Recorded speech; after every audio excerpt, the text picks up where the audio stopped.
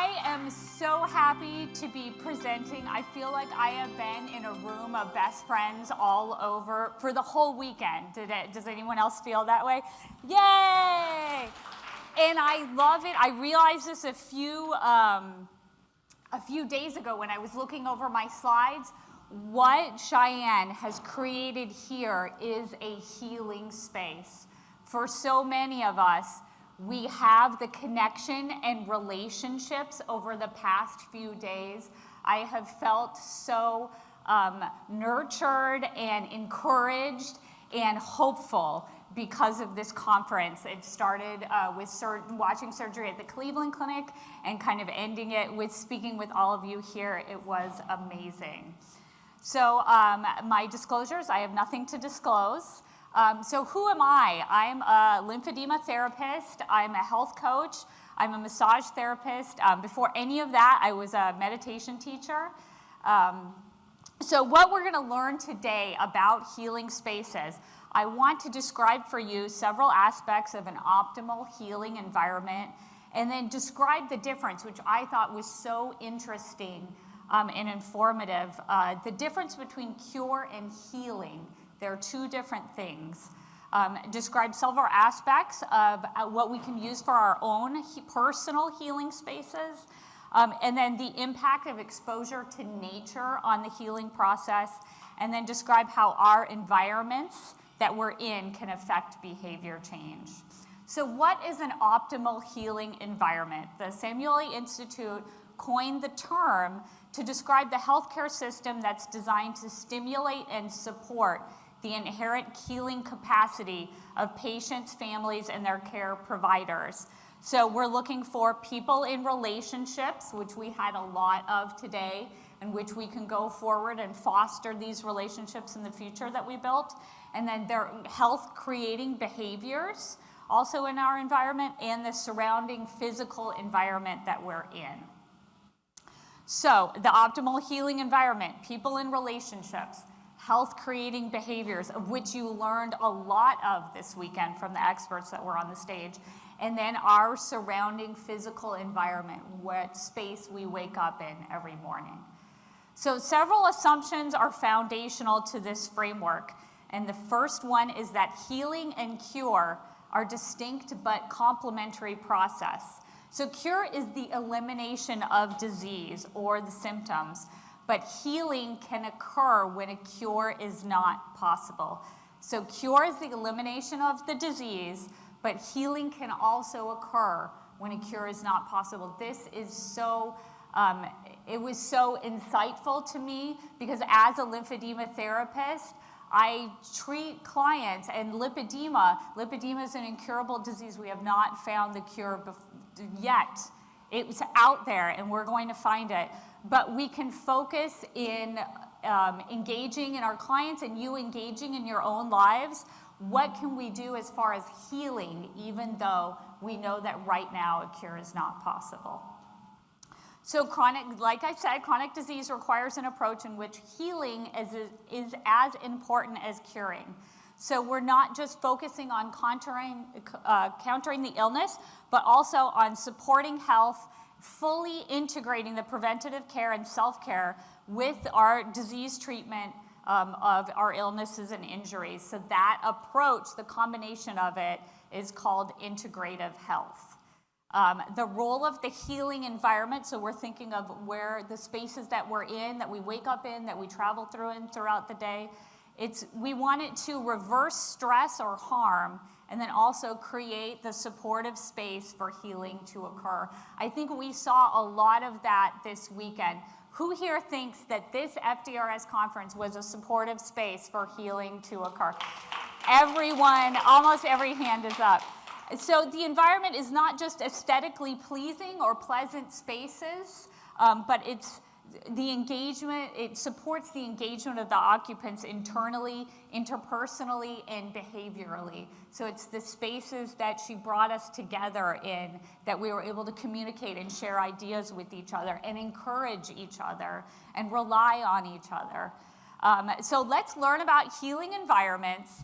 I've been to 2 healing environments overseas. So this is a little quiz, and tell me if you know. Shout it out. The world-renowned Foldy Clinic in Germany. Do you think it's in downtown Berlin or in the Black Forest? Black Forest. And the Institute, no one should be able to know this, but my husband's from India. The Institute of Applied Dermatology in India, do you think it's in downtown Delhi, or do you think it's in the seaside town of Kasaragod? Yay! Yes. So it's the healing can happen in an urban, densely populated space, but I find it so interesting that so many of the centers of healing are in these, surrounded by these nature environments. So let's think about how can we surround ourselves by nature. So this was a wonderful picture from a couple years ago that was sent to me from someone who has lipedema. And this is where Sandy goes for her 2-kilometer walk, just along the seaside. So I live in San Diego. I have access to the seaside, but not everyone does. So let's look more about nature and how we can find it in our own neighborhoods. So nature is a key component of healing environments. The ability to integrate nature through gardens or views of gardens has been shown to reduce stress and improve the cohesion of mind, body, and spirit. Does anybody, raise of hands, does anyone see the positive effects of nature in their life? Yes, plenty of hands up, great. I'm preaching to the choir, and I am going to use one of our strongest preachers, John Muir. He saw this in the 19th and 20th centuries, and he wrote, "Thousands of tired, nerve-shaken, over-civilized people are beginning to find out that going to the mountains is going home. Wilderness is a necessity."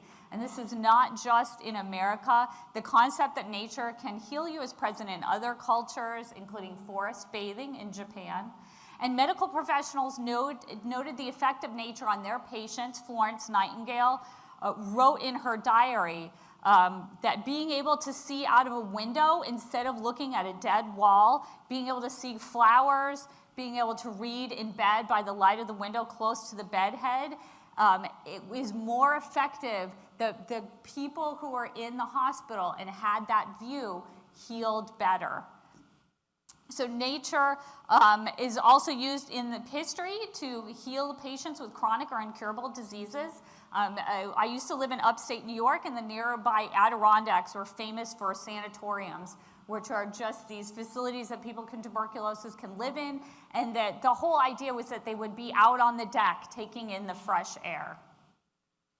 And here's another design lessons from a Finnish sanatorium. They used to only give attention to providing, surroundings that calmed the patients. And now that's much more the focus of their attention. Many design elements are no longer viewed as optional, but seen as fundamental requirements for healthcare facilities, such as the incorporation of nature and access to natural light. So how can we bring this into our own home? Answering this question has been a worthy challenge for many of my clients and the people that I meet online. I'm not going to tell you it's easy. For so many of the people that I see after their surgery, if their recovery is a little bit slower than usual, I always start asking about what's happening in their house.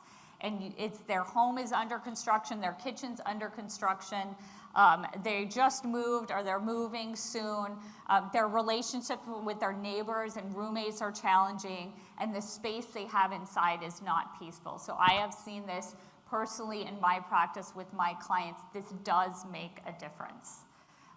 So we need to focus on the reality.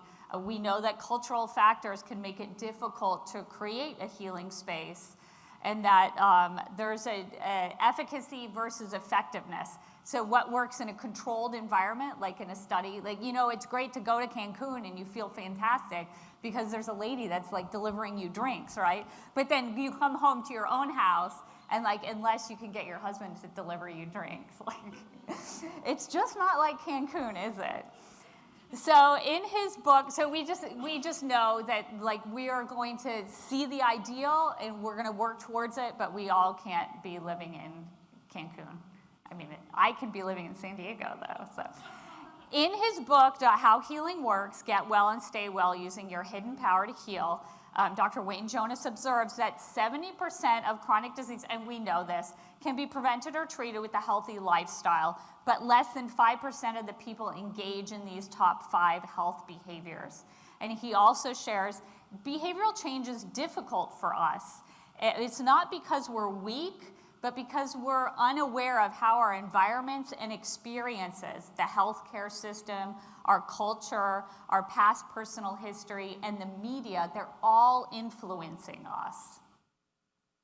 So how do our homes either encourage or discourage self-care? So we're kind of bring awareness. Like he said, we're not weak, it's because we're unaware. So let's bring a little awareness. How do our homes either encourage or discourage our self-care? So I'd like to invite you, when you return home, visit your space like a newcomer. When you walk into your house and walk through your home, does your home engage you internally, interpersonally, and behaviorally?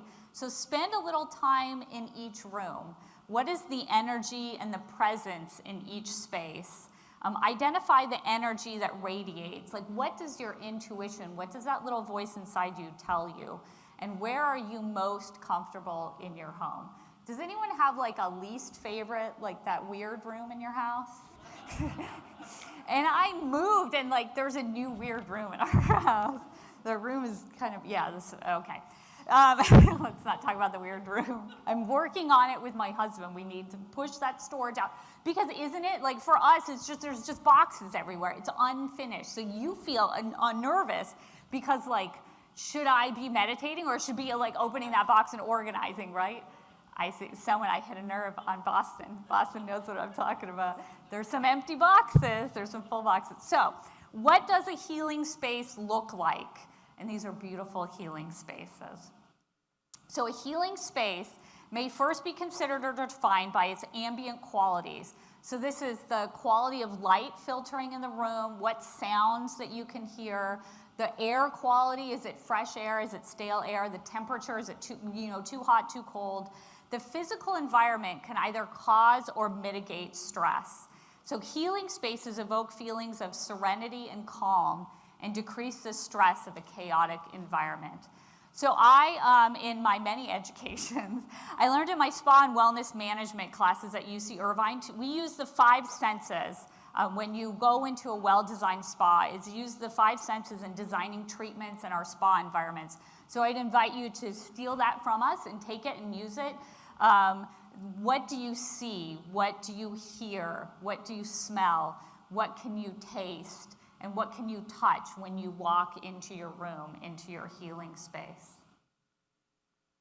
So I'd like to invite you, if you're comfortable, you can close your eyes. You can definitely leave them open. So we can take a minute and imagine a healing space. The healing space can be outside or inside. You can have indoor plants, or you can imagine that you're in a garden. And the role of a healing environment is to reverse stress or harm and create a supportive space for healing.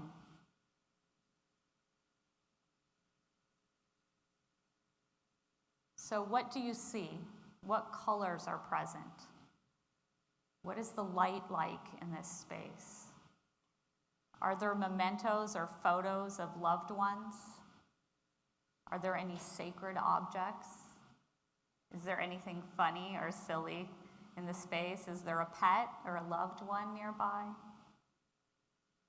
What do you hear? Is it the sounds of nature? Is it music? Is it a fountain? What do you smell? Do you smell the smells of nature? Is there a candle or a diffuser in the space?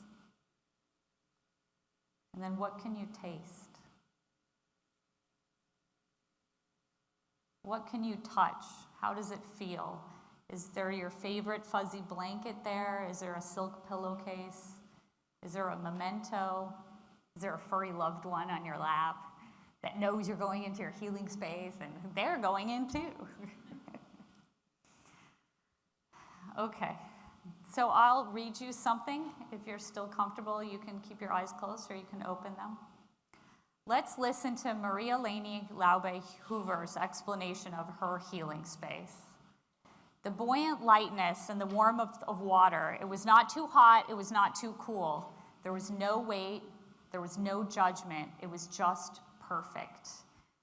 We played music that makes me move to the beat in ways that I don't even mentally consider.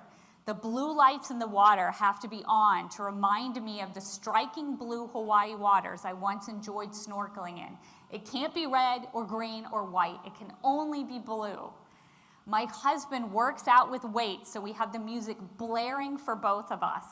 A window is beside the pool where I can watch the hawks floating over the ponderosa pines on the hill above my house and see the wind rustling in the trees, or admire the luscious green weeds in the summer or the flowing yellow flowers in the fall, and particularly love to watch the snow come down in the winter.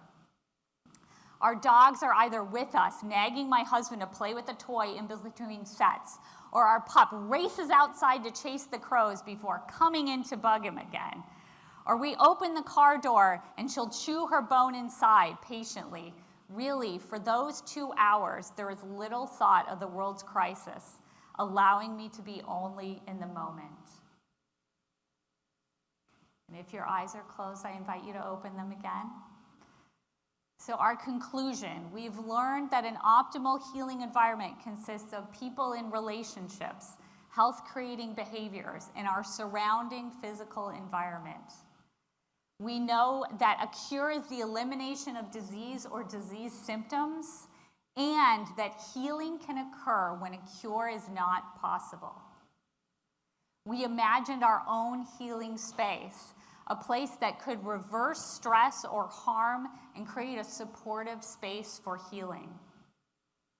In his book, How Healing Works, Get Well and Stay Well, Using Your Hidden Power to Heal, Dr. Wayne Jonas shared the story of a woman with a chronic illness who decided to take action and spend time in the mountains to convalesce from her illness.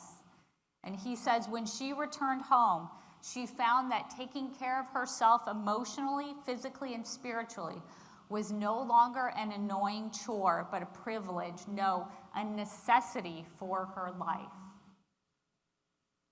Thank you so much.